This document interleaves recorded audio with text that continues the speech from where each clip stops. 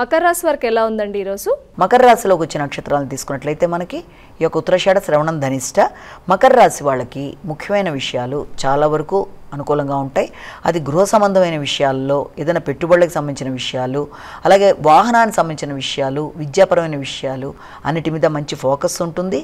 అలాగే ప్రశాంతత కొంత తగ్గినప్పటికీ కూడా మీరు చేద్దాం అనుకుంటున్న కార్యక్రమాల్లో, అంటే విద్యా సంబంధమైన విషయాల్లో, నూతన విషయాలు గ్రహించే విషయాల్లోనూ, ఆహార స్వీకరణ అవన్నీ కూడా చాలా వరకు అనుకూలంగా ఉండడం మొదలైనవి ఉన్నప్పటికీ కూడా సంఘంలో కొత్త వ్యక్తులతో కానీ, లేకపోతే ఆల్రెడీ ఉండే మైత్రి సంబంధాలతో కానీ మీరు మరలా ఏ రకమైన ఇబ్బంది రాకుండా జాగ్రత్తలు పడుతూ ముందుకెడితే ఆశించిన విషయాల్లో వారి సహకారంతో ముందుకు వెళ్ళగలుగుతారు. కుంభరాశి.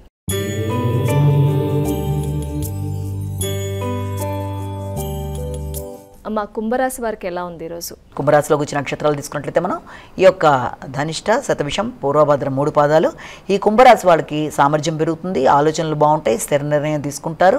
ఎలాగైనా సరే కార్యక్రమం చేయడానికి అన్ని విధాల ధైర్యంగా నిర్ణయం తీసుకుంటూ ముందుకు పెడతారు. ఆ విషయంలో వ్యక్తుల సహకారాన్ని కోరుకుంటారు. కానీ మీరు ఎవరి సహకారాన్ని అయితే కోరుకున్నారో, తోబుట్టువులు కావచ్చు, మిత్రులు కావచ్చు, వారు అందించే సహకారం ఆశించిన స్థాయిలో లేకపోవడం వల్ల కొంత అసంతృప్తికి లోనైనప్పటికీ కూడా మీ అంతటి మీరు ఏదైనా సరే సాధించే విధానంలో మీరే లక్ష్యాన్ని ఏర్పరచుకొని మీ రైటింగ్ స్కిల్స్ని పెంచుకుంటూ, కమ్యూనికేషన్ని బాగుపరుచుకుంటూ ముందుకు పెడతారు. మీనరాశి.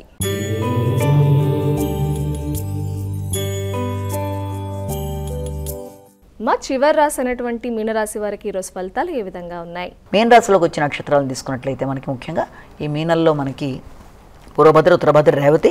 మీన రాశి వాళ్ళకి మాటల విషయంలో చాలా వరకు మాటలతో పనులు నెరవేర్చుకోవడానికి చాలా చక్కగా ప్రయత్నాలు చేస్తూ ముందుకు పెడతారు.